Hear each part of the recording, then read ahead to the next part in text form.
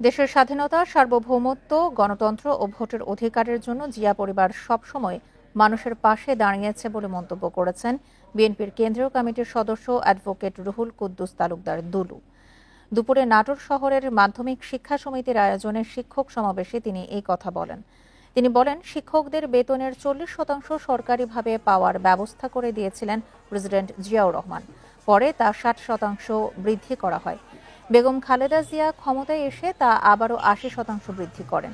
পরে বিএনপি সরকার আবারও ক্ষমতায় এসে বেতন ভাতা 100% করা হয়। শিক্ষকরা যে বেতন ভাতা পাচ্ছেন তার কৃতিত্ব বিএনপির। আগামীতেও দেশের মানুষের কল্যাণে বিএনপি নেতাকর্মীরা সব সময় পাশে থাকবে।